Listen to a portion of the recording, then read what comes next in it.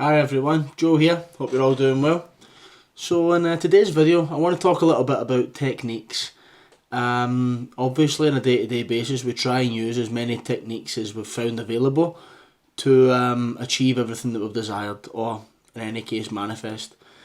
So what I want to use the time for this video is to discuss the variety of techniques that are out there, but I also want to discuss the reason why we use them. I think a lot of people that I've found anyway, you use a variety of different techniques and you maybe use 3 or 4 a day and then they'll think nothing's working. So I think from my perspective it feels as though a lot of people are just using techniques but not really understanding why they're using the techniques. Now if you ask that to someone, they'll probably turn around and say, I'm using it because I want to attract a specific person. I want a better job, I want a better lifestyle, I want a better income. This is their excuse. But I think for me, I think it's best to really get in deeper than that to say, why are you doing these techniques? Really, why are you doing these techniques?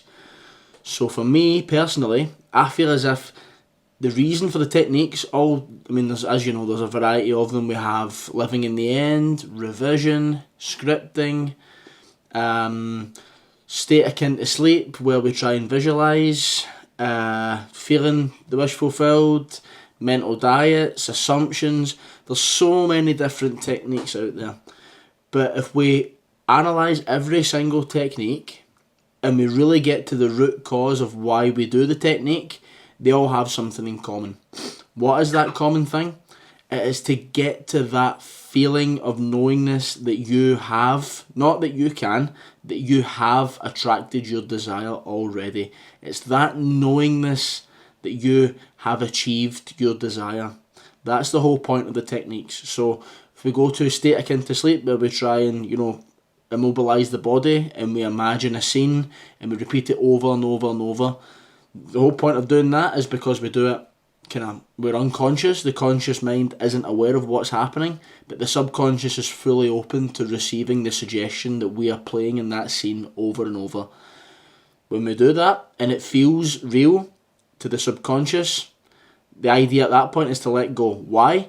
Because the subconscious now knows that it is a thing, that it has happened. The knowingness, that's the whole point of using state akin to sleep.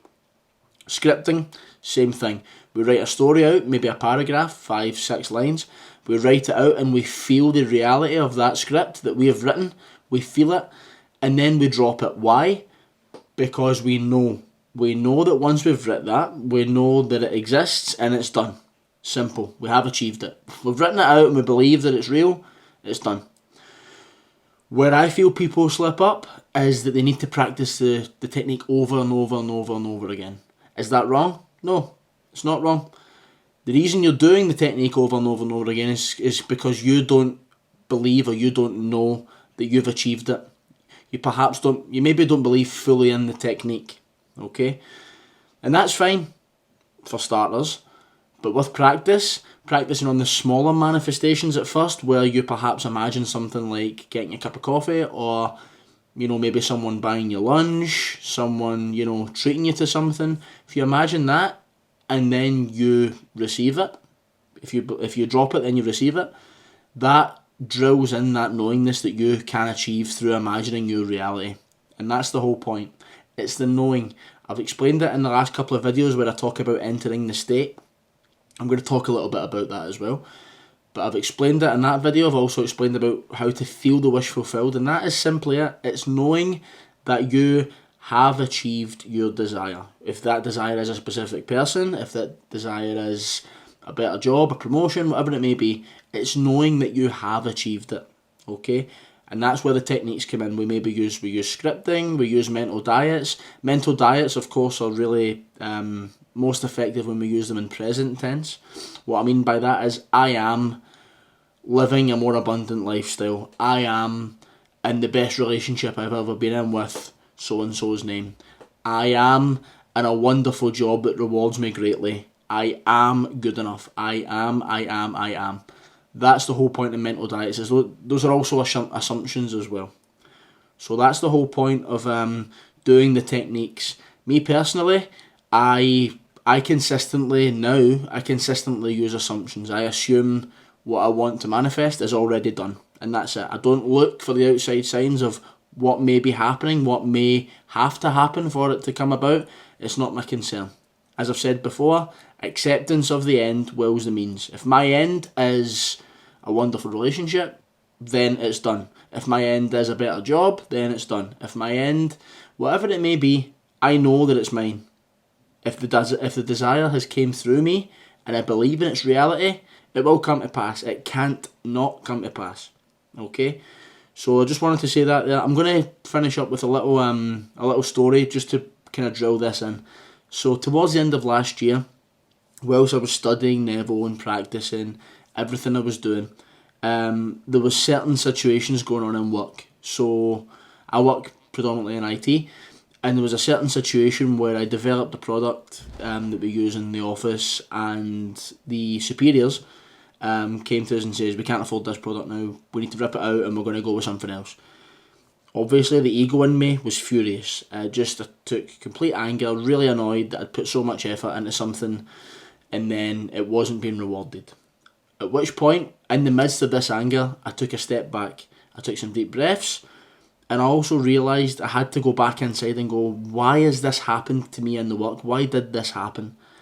And the core belief there, the core assumption, the state that I was living in was, I'm not good enough. I'm unrespected. I'm undervalued. I'm under everything. All these things were coming up. When I noticed that, and I accepted that that was how I was living, I changed it. Totally changed it.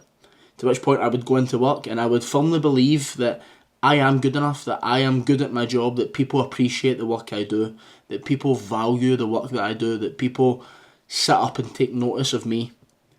As soon as I shifted that state, I wasn't looking for anything on the outside. I just believed that that was the case. Within about 3 months, my job role changed to something much more befitting of the role I was doing. Much more recognition of the job I was doing.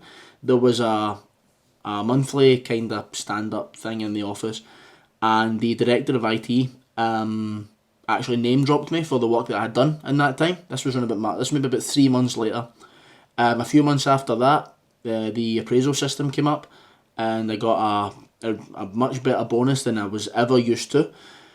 All these things happened when I changed my state. Okay, it was about changing what was going on in me. Nothing else on the outside. Everything that happened with systems before, everything that happened there was a reflection of what was going on inside me. I had to change it. No one else is going to change it. I had to change it. And it's the same for everyone else. Maybe people don't want to hear this. It can be a little bit daunting. But the whole point is that when things are happening in our outside world, that we go inside and realise why it's happened. We become conscious of what is happening on the outside because it's been reflected from our internal state. When we get that, if you get that bang on, you get that right, everything else is just going to fall right into place. So we change that state of I am unloved to I am loved. I am unhealthy to I am healthy. I am unworthy to I am worthy. I am insecure to I am secure. You get the gist. I've explained about 5 there. But you understand the point I'm trying to make here. The point is to really get to the state of what you want to achieve, what you want to manifest, your desire, what that state represents. And then ignore everything that's happening on the outside. It will shift. If it's taken... People may not want to hear this also. If it's taken a year, 2 years, 3 years to be in a state of being unloved, you can shift it. You can shift within a day to being in a state of loved. But it may take a while for that state to become more natural. And when that state becomes natural, you won't even think or have any conscious worry of, I am unloved. It won't matter. At that point, you will feel so loved. You will feel so secure. You will feel so good enough that the world doesn't have to reflect on the outside. Why does it not have to reflect on the outside? Because I guarantee when you get to that point, it will be reflected on the outside. You won't even notice it. It will just, like that, it will just happen. Right there and then, when you get to that feeling of knowing what you want, the believing that it's yours, living in that state, when that state's natural, the rest just falls right into place.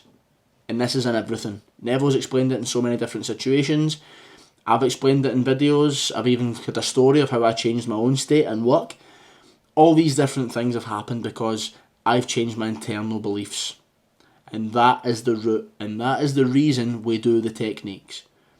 So I hope this has been beneficial. I'm going to put a link down below to the last couple of videos I've done talking about states and feeling the wish fulfilled. If you liked it, hit the like button. If you want to subscribe, fire away. I'm always available for questions, coaching, all that good stuff. And I hope to see you in the next video. Take care.